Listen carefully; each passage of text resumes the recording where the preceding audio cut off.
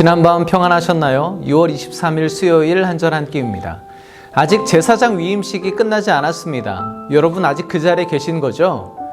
네, 어제는 속죄제에 관한 말씀만 잠시 나누었는데 그 이후에도 여러 차례의 제사와 많은 절차가 남아 있었죠. 그리고 이 위임식은 7일 동안 계속되었습니다. 성경에 숫자 7이 갖는 여러 가지 상징적인 의미가 있는데 그 중에 대표적인 것이 온전함, 완전함입니다. 이 제사장 위임식이 7일 동안 계속되었다는 것은 하나님 앞에서 온전히 지켜 행하고 또 완전함을 이루라는 의미로 생각해 볼 수가 있습니다. 또한 이렇게 위임식이 진행되는 동안 그 대상자인 아론과 그의 아들들은 회막, 즉 성막 밖을 나갈 수 없었겠죠. 그렇게 나갔다가 부정해지면 안 되니까요. 그와 관련된 규정이 있는데요. 성경에 보면 부정하게 된 사람은 그 부정함이 정화되고 회복되기까지 7일 동안 머물러 있어야 되는 규정이 있습니다. 그런 것들을 종합해서 볼 때 7일 동안 진행된 제사장 위임식은 인간으로서 부정한 제사장이 정결케 되고 속죄함을 받고 완전케 하기 위한 과정이라고 볼 수가 있습니다. 그러면 하나님께서 이 위임식을 통해서 이루시려는 그 완전함, 목적은 무엇일까요? 이미 하나님께서는 이 위임식이 시작되기 전에 분명한 목적을 말씀하셨습니다. 29장 1절에서 그들에게 나를 섬길 제사장 직분을 위임하여 거룩하게 할 일. 네, 그렇죠. 그들을 거룩하게 하는 것이 이번 제사장 위임식의 목적이었습니다.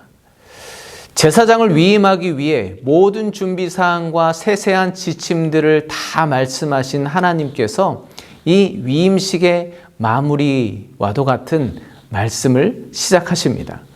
29장 38절 39절입니다. 내가 제단 위에 드릴 것은 이러하니라. 매일 1년 된 어린 양 2마리니 한 어린 양은 아침에 드리고 한 어린 양은 저녁 때에 드릴지며. 제사장들은 매일 아침 저녁으로 어린 양과 함께 밀가루와 포도주로 번제를 드려야 했습니다. 이렇게 매일 드리는 번제라고 해서 상번제라고 부르기도 하죠. 사실 상번제는 이번 제사장 위임식과 직접적인 관련은 없습니다. 그러나 이것은 그들이 제사장으로 세워지고 감당해야 할 가장 중요한 사역입니다. 그러면 오늘 이 상번제를 통해서 하나님께서는 무엇을 말씀하시려는지 보려고 하는데요. 먼저 42절, 43절입니다. 이는 너희가 대대로 여호와 앞 회막문에서 드릴 번제라. 내가 거기서 너희와 만나고 내게 말하리라. 내가 거기서 이스라엘 자손을 만나리니 내 영광으로 말미암아 회막이 거룩하게 될지라. 즉 하나님은 상번제를 통해서 거기서 이스라엘 백성과 만나고 대화하시겠다고 2번이나 강조해서 말씀하시죠. 그런데 왜 하필 이 타이밍에 이런 말씀을 하시는 걸까요? 바로 그것이 지금까지 이렇게 세세하게 성막을 어떤 재료로 짓고 또 어떻게 제사하고 제사장을 어떻게 세워야 하는지 말씀하셨던 이유이기 때문입니다. 결국 그 모든 것은 하나님이 당신의 백성들과 만나 교제하시려는 목적 때문이었다는 것이죠. 45절에서는 이렇게 말씀합니다. 내가 이스라엘 자손 중에 거하며 그들의 하나님이 되리니. 여러분, 이스라엘이 하나님의 백성이 된 것은 하나님이 그들 중에 거하셨기 때문입니다. 다른 조건, 다른 자격은 없습니다. 오직 하나님이 그들과 함께 하시기 때문에 그들은 하나님의 백성이 되는 것입니다. 회막과 제단이 거룩하게 되고 아론과 그의 아들들이 거룩한 제사장이 되는 이유 역시 하나님이 그곳에 그들과 함께 하시기 때문이죠.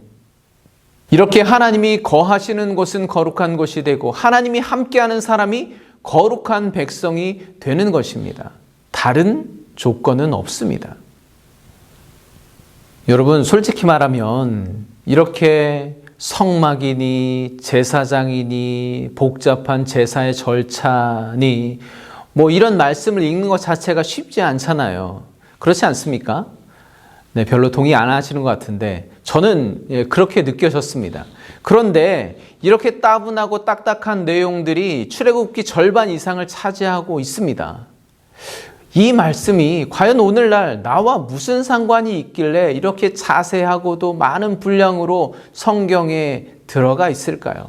왜 하나님은 이걸 우리에게 누차 반복해서 강조하고 계신 걸까요? 하나님이 우리 삶 속에 거하길 원하시기 때문입니다.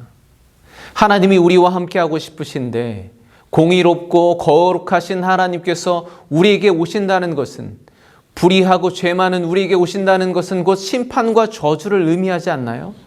그래서 하나님은 특별히 당신이 거할 곳을 거룩하게 구별하시고 당신의 독생자를 희생양으로 삼으시면서까지 우리와 함께 하시려고 이렇게 준비하고 계신 것이죠. 어쩌면 우리에게는 지루하고 시시콜콜하게 들리는 이 모든 말씀들은 어떻게든 우리에게 오셔서 함께 거하시며 만나시고 대화하시고 교제하시려는 하나님의 치밀하고도 철저한 계획이라는 것입니다. 여러분, 이 하나님의 긍휼하신 은혜가 얼마나 놀랍습니까? 상번제는 황량한 광야 가운데 성막을 지어서 그곳에서 이스라엘을 만나셨던 것처럼 하나님은 그렇게 나의 삶 한 구석에 한 부분을 구별하셔서 그 시간 그곳에서 나를 만나서 말씀하시고 교제하시겠다는 그 긍휼하신 하나님의 마음을 보여주시는 것입니다. 여러분, 생각해 보세요. 온 우주 어디에나 계실 수 있는 무소부재의 하나님께서 왜 그 광야의 작고 초라한 천막 가운데 임하셨을까요?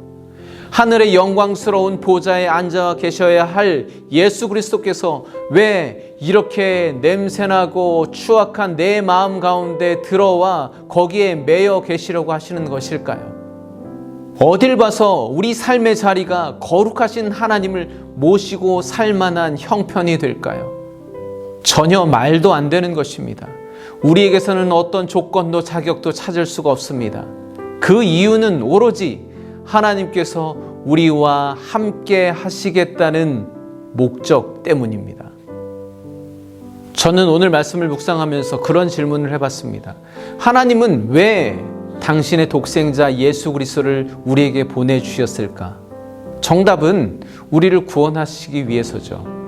그러나 오늘 이 상번제를 통해서 하나님이 말씀하시려는 정답, 목적은 그것이 아닙니다.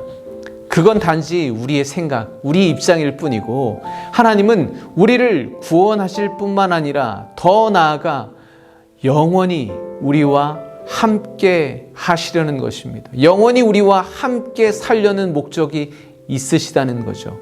임마누엘의 주님은 영원하십니다. 내가 거기서 너와 만나고 내게 말하리라. 여러분의 삶에는 매일 상번제가 드려지고 있나요? 여러분은 구체적으로 언제 어디서 어떻게 하나님을 만나 교제하고 있습니까? 이미 하나님은 철저하게 준비를 다 해놓고 우리를 기다리고 계십니다. 다만 우리는 그저 나의 마음을 구별하여 하나님께 나아가기만 하면 되는 것입니다. 혹시 여러분 중에는 내가 굳이 의지적으로 하나님께 나아가 만나려고 하지 않아도 이미 하나님은 내 안에 계시다고 믿고 계신 분이 있으신가요? 그러면 그 믿음은 과연 무슨 근거로 어디에서 온 것일까요? 하나님께서 우리를 거룩한 백성으로 부르셨다면 그 이유는 오직 한 가지입니다. 하나님이 우리와 함께 하시기 위해서입니다. 그런데 우리 스스로 거룩한 백성이라고 말하면서 하나님과 함께 하지 않는다면, 매일 주님의 얼굴을 구하며 나아가지 않는다면, 영적인 상번제가 드려지고 있지 않다면 우리의 거룩함에는 분명히 문제가 있는 것입니다. 오늘 여러분의 삶의 한 부분이 거룩하게 구별되어 주께 드릴 상번제로 회복되기를 간절히 축복합니다. 그렇게 하나님과 함께하는 자가 거룩한 무리 성도입니다. 오늘도 평안하시고 내일 다시 만나 뵙겠습니다. 감사합니다.